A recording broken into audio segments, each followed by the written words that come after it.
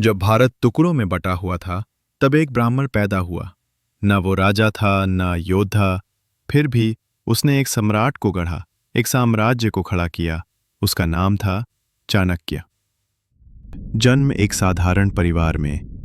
चाणक्य का जन्म लगभग 2300 साल पहले तक्षशिला के पास एक ब्राह्मण परिवार में हुआ था।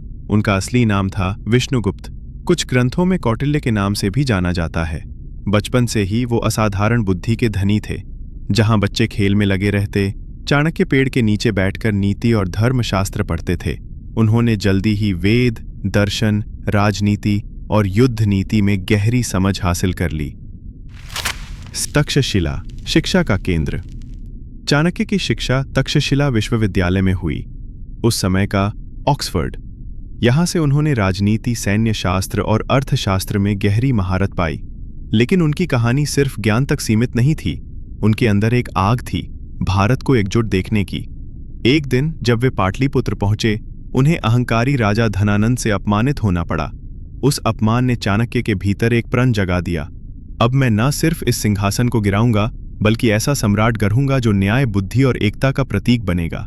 अपने गांव में खेलते बच्चों के बीच उन्होंने एक विशेष बालक को देखा। तेज आंखें, आत्मविश्वास और नेतृत्व की झलक। वो था चंद्रगुप्त मौर्य। चाणक्य ने पहचान लिया, यही है मेरा यंत्र, मेरे सपनों का राजा।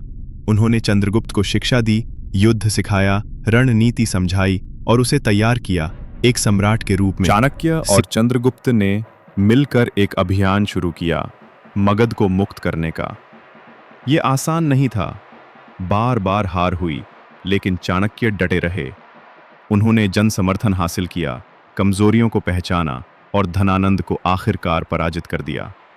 चंद्रगुप्त मौर्य सिंहासन पर बैठा और चाणक्य ने बनाई भारत की पहली विशाल संगठित सत्ता, मौर्य साम्राज्य।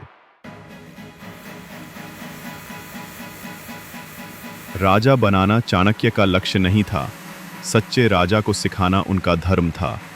उन्होंने अर्थशास्त्र की रचना की, एक ऐसा ग्रंथ जो आज भी राजनीति, अर्थव्यवस्था, जासूसी, युद्ध और प्रशासन का अद्भुत उदाहरण है।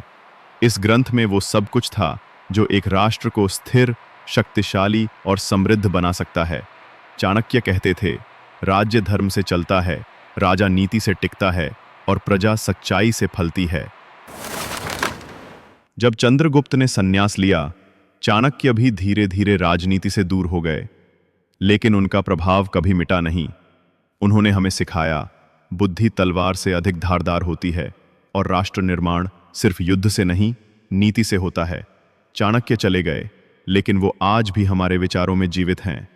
एक ब्राह्मण जिसने बिना सत्ता चाहे, जिसकी सोच आज भी समय से परे है।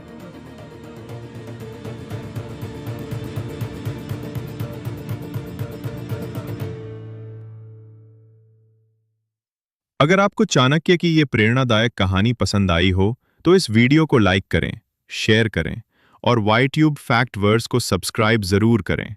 अगले वीडियो में फिर मिलेंगे एक और ऐतिहासिक जीवन के दर्शन के साथ। धन्यवाद।